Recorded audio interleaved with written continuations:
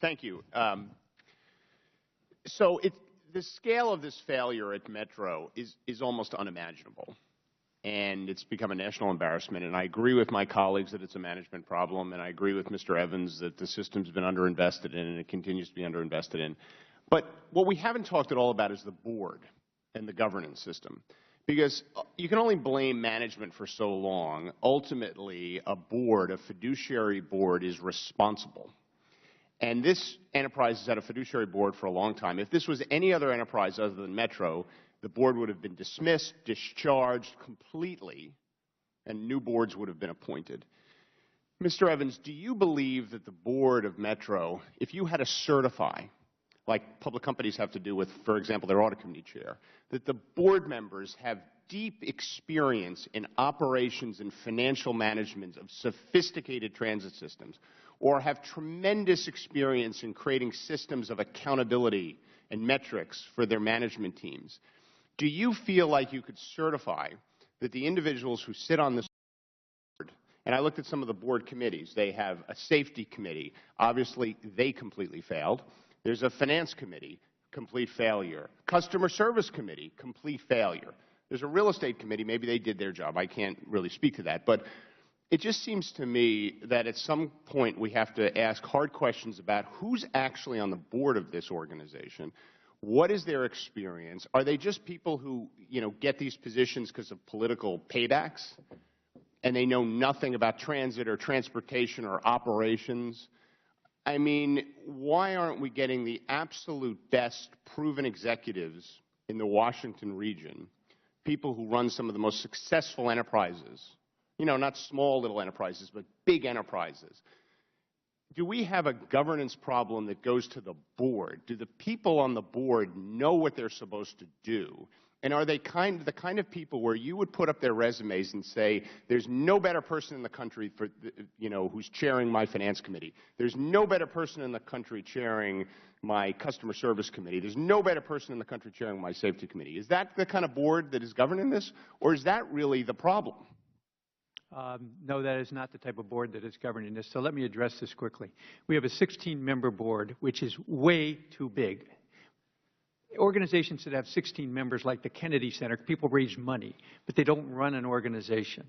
When I was on last time, we had 12. It was too big. And then they added 4 federal representatives a couple years ago. It is unwieldy, to say the least. But your average corporate board is probably a dozen board members. It's just too many. And secondly, Congressman, your point is well taken. No, people don't come there with enormous experience. Some do. We have 1 or 2 people who have worked in the transit industry for a while. But most people don't. And they're there for a whole variety of reasons. Sometimes they're there because nobody else would come, believe it or not.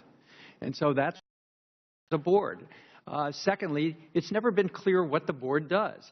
In the past, this committee has criticized the board for being too involved in the general manager's business. Then there was an opportunity. The board was not at all involved in the general manager's business. Sorry to interrupt, but that's why you need a good board. Correct. Right? Because a good board knows what their job is.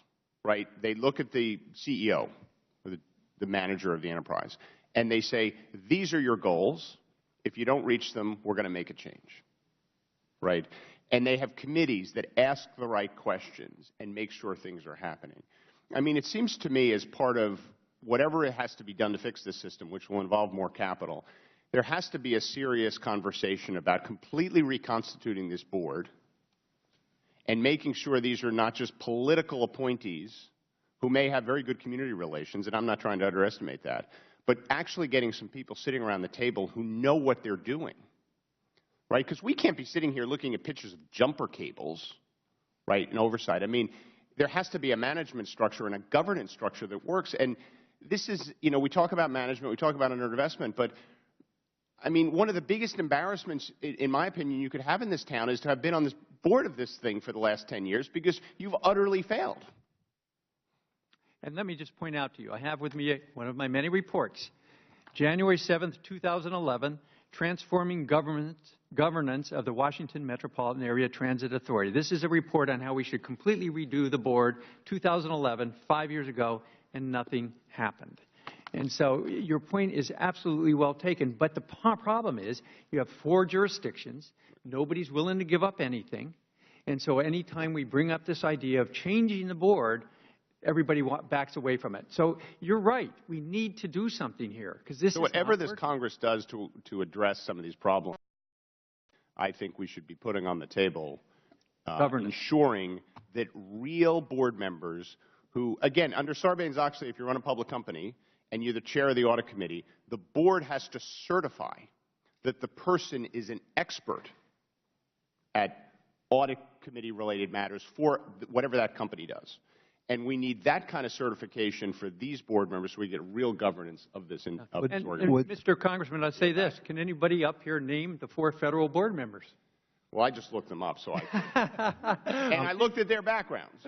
And admirable people have done good things in the community, but I would not, if I had to certify, the question I asked you, I could not certify that any of these people are experts.